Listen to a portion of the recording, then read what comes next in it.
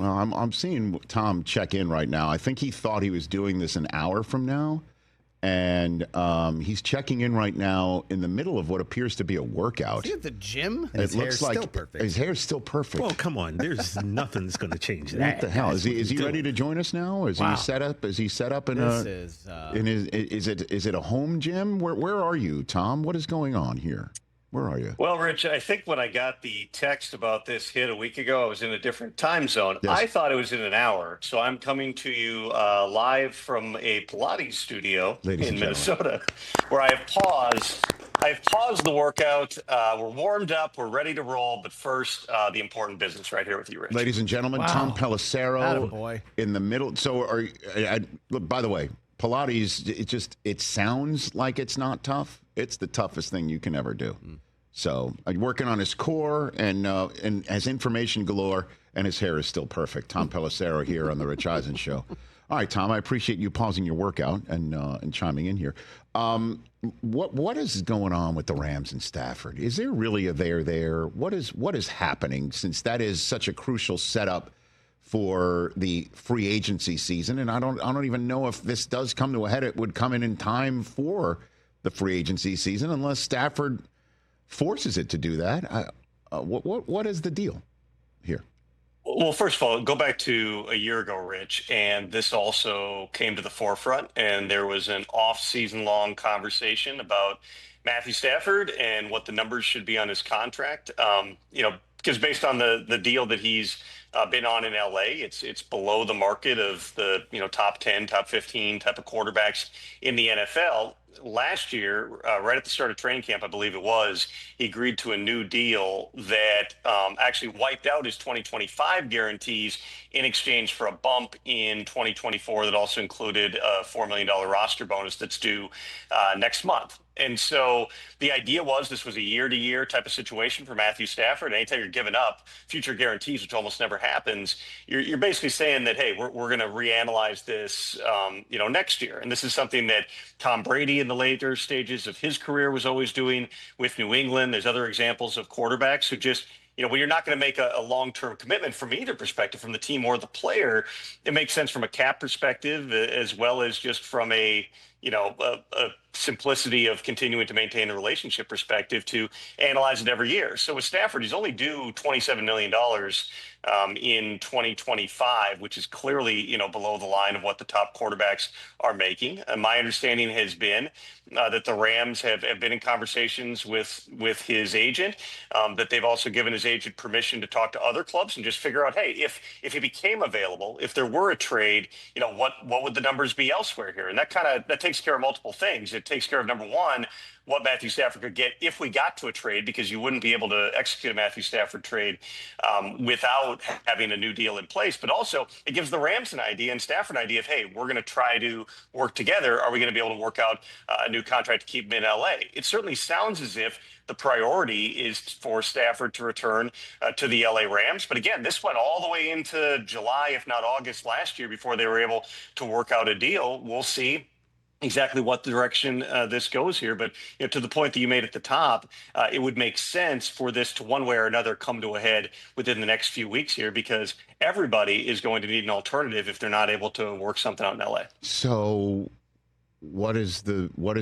so we've figured out what the time frame should be. Because in all honesty, Tom, I could sit here and we will talk about, is Rodgers coming back? What's Russell Wilson going to do? What's happening with Sam Darnold? All of those dominoes, to be quite frank, pale in comparison to Matthew Stafford potentially being available at the height of what he's been doing. He looks terrific. He did have a terrific season. The Rams had to know this was coming down the pike when they were watching him play the way he was playing. And so I can't imagine a split, quite frankly.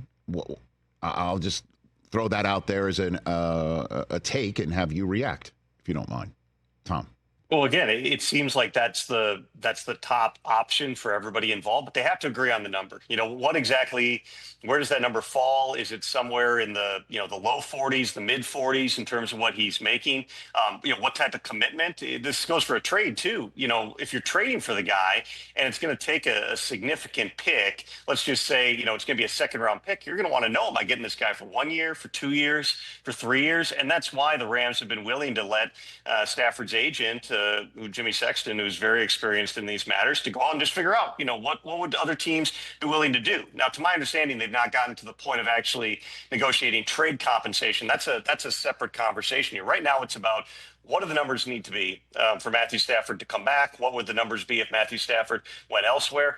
That's what they're navigating here. And absolutely, that fits into the broader quarterback picture as we head into this offseason, Rich, because between Matthew Stafford, the two Steelers quarterbacks, Russell Wilson and Justin Fields, between the Sam Darnold situation where, a franchise tag or a transition tag is still a possibility for Darnold, as is the tag and trade, as is a tag and keep, as is the, working out a long-term deal, depending how that market shakes out.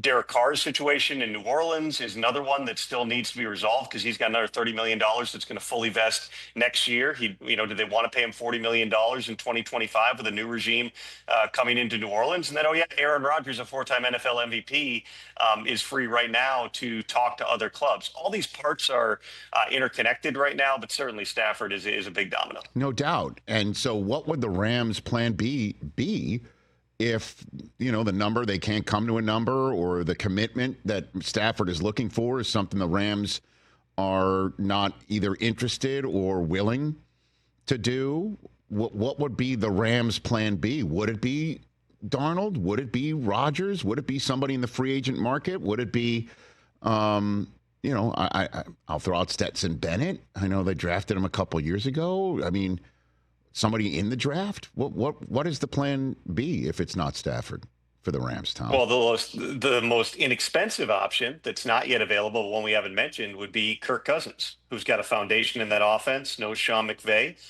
If the Falcons eventually release him, which to this point they've indicated they will not, they've got decisions to make, though, in the coming months. I don't know that having Kirk Cousins making $27.5 million next year as backup to Michael Penix Jr. and having him, breathing over his shoulder all the time is necessarily going to be a situation the Falcons want to embrace. But, are the Falcons waiting to try to get a trade? They would need Cousins' cooperation on that. I don't know why Kirk Cousins, absent the alternative of him really believing they're just going to keep him as a backup, I don't know why he would cooperate in a trade and waive his clause. But that would be a situation where you would potentially get him for the minimum, and you could spend all that additional money that let's say it's $40 million for Matthew Stafford. You could spend the other 39 on other players to try to bolster a really talented young Rams team.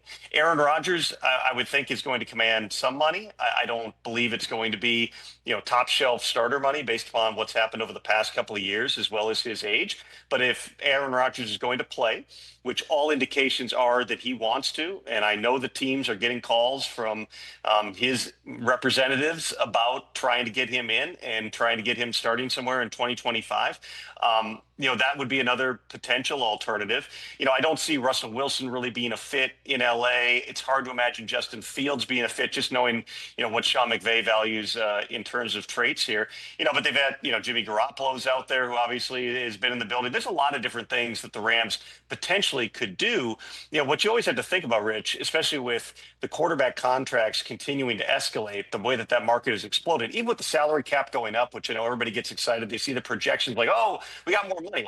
Everybody has more money. And most of that, historically, if you look at it over the last decade, as the cap has spiked, most of that money's just gone right back into the premier position, specifically quarterback here. So, it's going to be, how do you put a championship caliber roster around whoever is playing quarterback? Everyone in the league would love to have a player on a rookie contract, and be able to spend all that additional money on other positions here.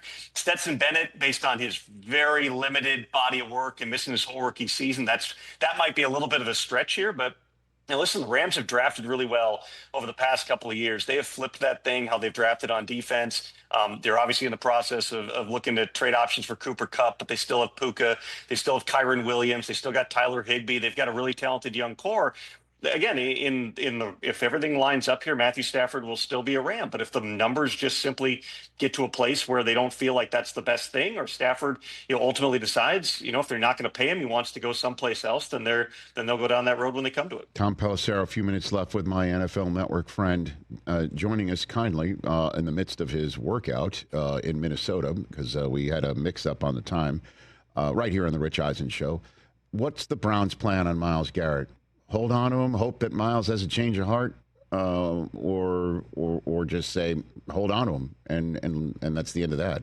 Tom, what's their plan? Well, what the Browns have said behind the scenes is that they're not going to trade Myles Garrett. My understanding is they've gotten calls. People are not necessarily getting calls back from the Browns about Myles Garrett right now. He's a really, unique player. He's a future Hall of Famer. He's one of the, the great players in all of Browns history at this point. As a former Defensive Player of the Year and still very much in his prime at this stage. However, these things can evolve. That's their stance right now. Myles Garrett has said he feels like they're a long way away from competing. Are there things that could happen in free agency, in the draft, that would change his mind? The real pressure points here with Myles Garrett, the main one is going to arrive at the draft. And that's not to say something couldn't happen tomorrow. I mean, if the Browns decide they want to trade him, they'll have a bunch of teams lined up trying to trade for the guy. But the real pivot point would be the draft, because if you're going to trade a Myles Garrett, you are going to get premier draft capital in return, and you're not going to want to hold him until camp and then be trading for draft capital that can't help you in 2025. So we probably still have weeks remaining in the Myles Garrett situation. Again, at this point, the Browns don't want to trade him. He's going to command top dollar wherever he's playing. The Browns stand ready to pay him, just like, Micah Parsons is looking for top dollar. Max Crosby is up for a new deal. Trey Hendrickson's up for a new deal. Aiden Hutchinson is eligible for a new deal. You're talking about a bunch of guys who are all going to, in all likelihood, or at least be trying to top Nick Bosa's nearly $35 million average. So, that marketplace as a whole, with all the edge rushers that are available or potentially available, or have, 10 situations looming here in the future, for Myles Garrett, he does have the benefit of time. There's no rush. He doesn't need to be on the roster someplace else in a week here. But I do imagine as we get closer to the draft, if something hasn't happened already, that's when the Browns are going to have to, either dig in their heels even more, or potentially, cede that position. So far, they haven't done it. Cap going up, make it more likely that the Bengals do pull off their Jamar Chase, T. Higgins, Trey Hendrickson trifecta for Joe Burrow. Tom? Well, again, the cap is going up for everybody, and so these numbers are only going up. I've had conversations in recent days about, what does a Jamar Chase contract look like? Because Justin Jefferson, obviously, that was a significant market reset last year when the Vikings gave him 4 years and $140 million, a $35 million average. The Bengals were in that neighborhood, but the Bengals have had a contract structure that's different, lump sum signing bonus, no future guarantees. And they just weren't able to close that gap last fall. So now if you're Jamar Chase, is that deal 36 a year? Is that deal 40 a year? Those are some of the unanswered questions. His agent also now represents T. Higgins, who at this point the Bengals are trying to get a long-term deal done with. My understanding is if they can't get a deal done prior to March 4th, it's likely that they are going to franchise tag him. You would anticipate that to continue to try to work out a long-term deal, in part because the Bengals almost never trade anybody, but you also can't rule out the possibility of a tag and trade that would bring in more draft assets that you could use to rebuild the defense and also free up a bunch of capital in terms of cap resources and cash resources that you otherwise would have been putting into T. Higgins to get something done with Jamar Chase and then also get something done with Trey Hendrickson. We know where Joe Burrow stands in this. He wants all these guys back. He doesn't want to be blowing it up right now. But, these are some of the moving parts. It's going to be expensive. There's other teams that have really top-heavy caps in terms of, the 49ers have been maxed out with a bunch of guys at the top for their positions in recent years. The Cowboys, they've made public comments about, is it realistic to get a Micah Parsons deal done when you're paying Dak $60 a year and CeeDee Lamb $34.5 a year? As much as, yes, the cap's going up, the cap is still a real thing. Every dollar you spend hits the cap eventually here. And so these are some of the decisions. It's not, we all consider and say, get your best players done. Just sign them, give them whatever they want. But that does have a trickle-down effect on what you're doing with the rest of the roster and how good of a full team you can ultimately build. And going into the combine, your sense of the Titans and the Browns, Giants game plans at the top of this draft, 1, 2, and 3, are what? Tom? The Titans right now, it sounds like it's still all options are available to them. In a perfect world, I've talked to other people on other teams about how they would approach this. And everybody says, listen, if you can get a bounty of picks to move the number one pick, you probably do it in a draft like this, because Abdul Carter might be the top player along with Travis Hunter. Those two are, in terms of the non-quarterbacks, those are the guys at the top. You got Cam Ward, you got Shedeur Sanders, but in another draft, Rich, I don't know, based on, and I haven't done a deep dive on this, but just the teams that I've talked to, I don't believe that Shedeur Sanders and Cam Ward would have been two of the top three quarterbacks taken in last year's draft. I believe all three of those guys who went last year would have gone above those guys. And so is the value there to take one of them at one? Is anybody going to give you the value to come up to one, in terms of moving off that pick and not taking, whether it's Abdul Carter or Travis Hunter? Those are the things they need to work through. This is probably going to take some time. I know the Bears a couple of years ago traded the number one pick before the start of free agency. It was right around early March that they did it. That's a possibility. I have not heard that there's anything imminent on that front yet. In terms of the Browns and the Giants, they're absolutely in the quarterback market.